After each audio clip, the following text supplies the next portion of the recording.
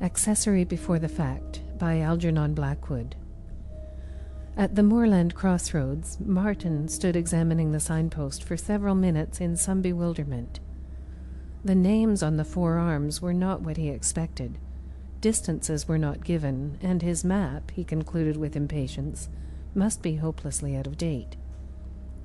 Spreading it against the post, he stooped to study it more closely. The wind blew the corners flapping against his face. The small print was almost indecipherable in the fading light. It appeared, however, as well as he could make out, that 2 miles back he must have taken the wrong turning. He remembered that turning. The path had looked inviting. He had hesitated a moment, then followed it, caught by the usual lure of walkers, that it might prove a shortcut. The shortcut snare is old as human nature. For some minutes he studied the signpost and the map alternately. Dusk was falling, and his knapsack had grown heavy. He could not make the 2 guides tally, however, and a feeling of uncertainty crept over his mind. He felt oddly baffled, frustrated. His thought grew thick. Decision was most difficult. "I'm muddled," he thought. "I must be tired," as at length he chose the most likely arm. "Sooner or later it will bring me to an inn, though not the one I intended." He accepted his walker's luck and started briskly. The arm read, "Over Littersea Hill," in small, fine letters that danced and shifted every time he looked at them, but the name was not discoverable on the map. It was, however, inviting, like the shortcut.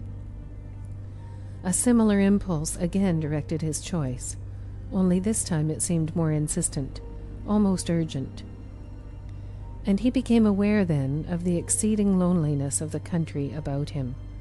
The road for 100 yards went straight, then curved like a white river running into space. The deep blue-green of heather lined the banks, spreading upwards through the twilight, and occasional small pines stood solitary here and there, all unexplained. The curious adjective, having made its appearance, haunted him. So many things that afternoon were similarly unexplained. The shortcut, the darkened map, the names on the signpost, his own erratic impulses, and the growing strange confusion that crept upon his spirit. The entire countryside needed explanation, though perhaps interpretation was the truer word. Those lonely little trees had made him see it. Why had he lost his way so easily? Why did he suffer vague impressions to influence his direction? Why was he here, exactly here? And why did he now go over Littersea Hill? Then, by a green field that shone like a thought of daylight amid the darkness of the moor, he saw a figure lying in the grass. It was a blot upon the landscape, a mere huddled patch of dirty rags, yet with a certain horrid picturesqueness too, and his mind, though his German was of the schoolroom order, at once picked out the German equivalents as against the English. Lump and lumpen flashed across his brain most oddly. They seemed in that moment right, and so expressive, almost like onomatopoeic words, if that were possible of sight. Neither rags nor rascal would have fitted what he saw. The adequate description was in German. Here was a clue tossed up by the part of him that did not reason, but it seems he missed it, and the next minute the tramp rose to a sitting posture and asked the time of evening. In German he asked it, and Martin, answering without a second's hesitation, gave it, also in German. Halb sieben, 6:30. The instinctive guess was accurate. A glance at his watch when he looked a moment later proved it. He heard the man say, with the covert insolence of tramps, "Thank you, much obliged." For Martin had not shown his watch. Another intuition subconsciously obeyed. He quickened his pace along that lonely road, a curious jumble of thoughts and feelings surging through him. He had somehow known the question would come, and come in German, yet it flustered and dismayed him. Another thing had also flustered and dismayed him. He had expected it in the same queer fashion. It was right. For when the ragged brown thing rose to ask the question, a part of it remained lying on the grass, another brown, dirty thing. There were 2 tramps, and he saw both faces clearly. Behind the untidy beards, and below the old slouch hats, he caught the look of unpleasant, clever faces that watched him closely while he passed. The eyes followed him. For a second he looked straight into those eyes, so that he could not fail to know them. And he understood, quite horridly, that both faces were too sleek, refined, and cunning for those of ordinary tramps. The men were not really tramps at all. They were disguised. How covertly they watched me, was his thought, as he hurried along the darkening road, aware in dead earnestness now of the loneliness and desolation of the moorland all about him. Uneasy and distressed, he increased his pace. Midway in thinking what an unnecessarily clanking noise his nailed boots made upon the hard white road, there came upon him with a rush together the company of these things that haunted him as unexplained. They brought a single, definite message, that all this business was not really meant for him at all, and hence his confusion and bewilderment, that he had intruded into someone else's scenery and was trespassing upon another's map of life. By some wrong inner turning, he had interpolated his person into a group of foreign forces which operated in the little world of someone else. Unwittingly, somewhere, he had crossed the threshold, and now was fairly in, a trespasser, an eavesdropper, a peeping Tom. He was listening, peeping, overhearing things he had no right to know because they were intended for another. Like a ship at sea, he was intercepting wireless messages he could not properly interpret, because his receiver was not accurately tuned to their reception. And more, these messages were warnings. Then fear dropped upon him like the night. He was caught in a net of delicate, deep forces he could not manage, knowing neither their origin nor purpose. He had walked into some huge psychic trap, elaborately planned and baited, yet calculated for another than himself. Something had lured him in, something in the landscape, the time of day, his mood. Owing to some undiscovered weakness in himself, he had been easily caught. His fear slipped easily into terror. What happened next happened with such speed and concentration that it all seemed crammed into a moment. At once and in a heap it happened. It was quite inevitable. Down the white road to meet him, a man came swaying from side to side in drunkenness quite obviously feigned, a tramp. And while Martin made room for him to pass, the lurch changed in a second to attack, and the fellow was upon him. The blow was sudden and terrific, yet even while it fell, Martin was aware that behind him rushed a second man, who caught his legs from under him and bore him with a thud and crash to the ground. Blows rained then. He saw a gleam of something shining. A sudden deadly nausea plunged him into utter darkness where resistance was impossible. Something of fire entered his throat, and from his mouth poured a thick, sweet thing that choked him. The world sank far away into darkness. Yet through all the horror and confusion ran the trail of 2 clear thoughts. He realized that the first tramp had sneaked at a fast double through the heather, and so come down to meet him, and that something heavy was torn from fastenings that clipped it tight and close beneath his clothes against his body.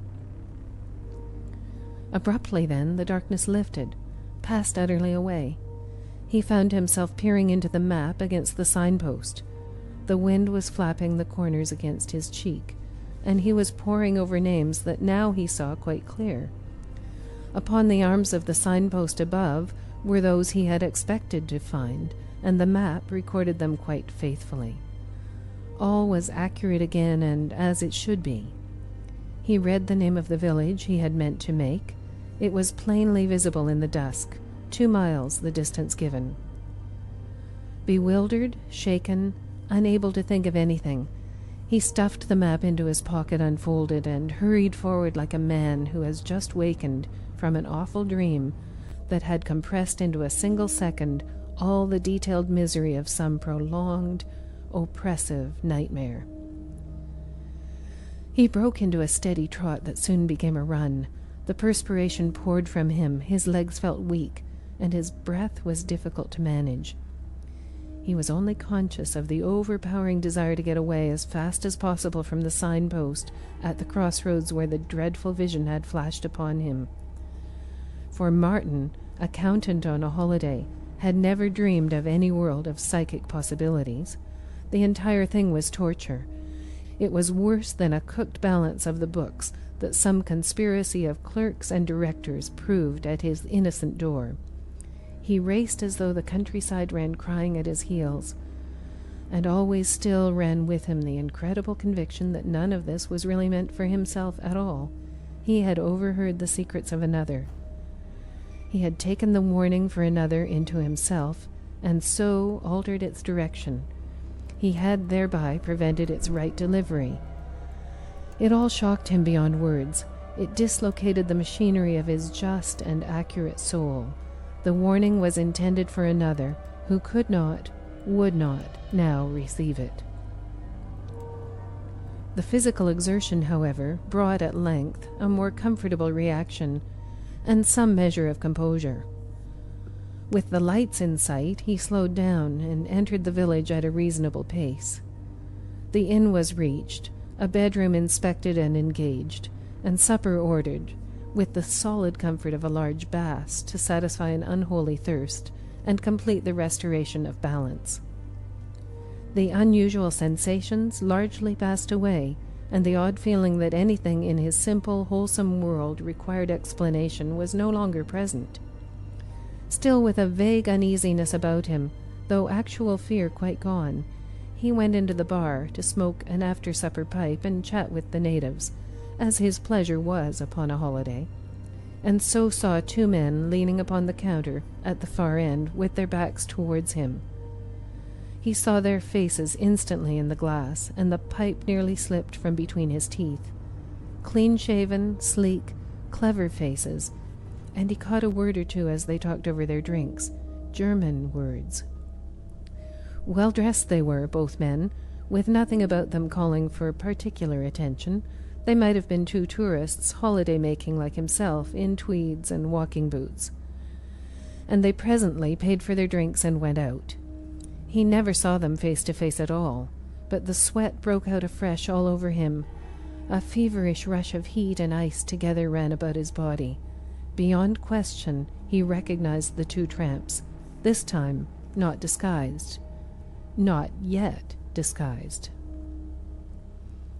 He remained in his corner without moving, puffing violently at an extinguished pipe, gripped helplessly by the return of that first vile terror. It came again to him with an absolute clarity of certainty that it was not with himself they had to do, these men, and further that he had no right in the world to interfere. He had no locus standi at all. It would be immoral, even if the opportunity came. And the opportunity, he felt, would come. He had been an eavesdropper, and had come upon private information of a secret kind that he had no right to make use of, even that good might come, even to save life. He sat on in his corner, terrified and silent, waiting for the thing that should happen next. But night came without explanation. Nothing happened. He slept soundly. There was no other guest at the inn but an elderly man, apparently a tourist, like himself. He wore gold-rimmed glasses, and in the morning Martin overheard him asking the landlord what direction he should take for Litasi Hill. His teeth began then to chatter, and a weakness came into his knees. "You turn to the left at the crossroads," Martin broke in before the landlord could reply. "You'll see the signpost about 2 miles from here, and after that it's a matter of 4 miles more." How in the world did he know? Flashed horribly through him. "I'm going that way myself," he was saying next. "I'll go with you for a bit, if you don't mind." The words came out impulsively and ill-considered. Of their own accord they came, for his own direction was exactly opposite. He did not want the man to go alone. The stranger, however, easily evaded his offer of companionship. He thanked him with the remark that he was starting later in the day.